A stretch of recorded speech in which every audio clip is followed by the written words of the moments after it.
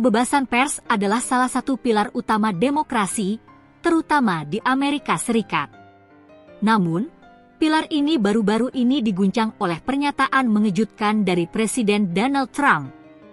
Dalam sebuah konferensi pers, Trump mengisyaratkan bahwa ia mungkin akan mencabut izin siaran jaringan televisi yang dianggap menentangnya. Komentar ini muncul setelah salah satu stasiun TV besar menangguhkan program bincang-bincang yang mengkritiknya. Apa yang membuat seorang presiden sampai melontarkan ancaman seperti ini? Dan apakah ancaman ini bisa menjadi pertanda bahaya bagi demokrasi? Mari kita bahas. Pernyataan Trump ini muncul hanya sehari setelah ABC menangguhkan penayangan acara Jimmy Kimmel Live. Penangguhan ini terjadi setelah pembawa acara, Jimmy Kimmel, membuat komentar yang mengaitkan tersangka pembunuh seorang aktivis konservatif dengan gerakan Make America Great Again, MAGA, milik Trump. Menanggapi hal ini, Ketua Komisi Komunikasi Federal, FCC, Amerika Serikat, Brendan Carr, mengisyaratkan bahwa lisensi siaran ABC bisa terancam jika tidak mengambil tindakan terhadap Kimmel. Trump, dalam komentarnya di Air Force One, mempertegas hal ini. Ia mengklaim bahwa jaringan televisi 97% menentangnya dan hanya memberinya publisitas buruk. Ia bahkan secara spesifik menyinggung acara bincang-bincang di malam hari milik CBS yang dibawakan oleh Stephen Colbert yang juga dikenal sering mengkritiknya. Mereka hanya memberi saya publisitas yang buruk. Pers. Maksud saya, mereka sedang mendapatkan lisensi. Saya pikir mungkin lisensi mereka harus dicabut, kata Trump. Pernyataan ini sangat serius karena lisensi dari FCC adalah syarat mutlak bagi stasiun televisi siaran seperti ABC, CBS, dan NBC untuk beroperasi. Ancaman ini bukan yang pertama kali dilontarkan Trump terhadap media.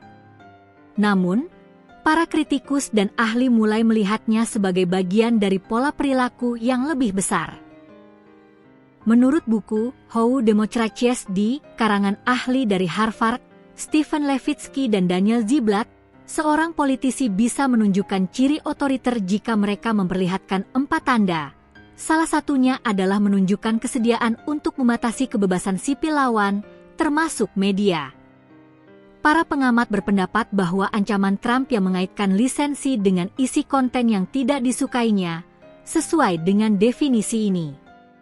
Laporan dari media seperti The Guardian juga membandingkan Trump dengan pemimpin otoriter modern lainnya. Berbeda dengan Vladimir Putin, Viktor Orban, atau Recep Tayyip Erdogan, yang berusaha menghindari citra diktator abad ke-20 dengan tank dan poster besar, Trump tampaknya tidak peduli. Ia bahkan pernah bercanda bahwa mungkin negerinya ingin seorang diktator dan bahwa ia adalah diktator yang memberantas kejahatan. Ancaman Trump untuk mencabut izin siaran memiliki implikasi yang sangat besar bagi masa depan kebebasan pers di Amerika Serikat. Jika pemerintah dapat menggunakan lisensi sebagai alat untuk menekan media agar memberitakan hal-hal yang mereka sukai, maka fungsi media sebagai penjaga demokrasi akan terancam. Meskipun lisensi televisi siaran berbeda dari media cetak atau internet yang tidak memerlukan izin, ancaman ini menciptakan efek gentar. Jaringan televisi bisa saja menjadi lebih berhati-hati dalam memproduksi konten yang kritis terhadap pemerintah, demi menghindari risiko kehilangan lisensi mereka. Situasi ini menempatkan FCC dalam posisi yang sangat sulit. Mereka adalah badan independen yang seharusnya tidak terpengaruh oleh tekanan politik.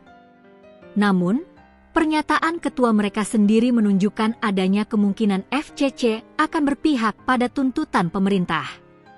Jadi, teman-teman, ancaman dari Presiden Donald Trump ini adalah sebuah momen penting yang patut kita perhatikan. Ini bukan hanya tentang satu acara televisi atau satu pembawa acara. Ini adalah tentang batasan antara kebebasan berpendapat dan kekuasaan pemerintah. Bagaimana menurut kalian? Apakah ancaman ini adalah tindakan yang sah dari seorang pemimpin yang merasa tidak adil diperlakukan oleh media? Atau apakah ini adalah langkah berbahaya yang bisa mengancam kebebasan pers di Amerika Serikat? Tulis pendapat kalian di kolom komentar di bawah.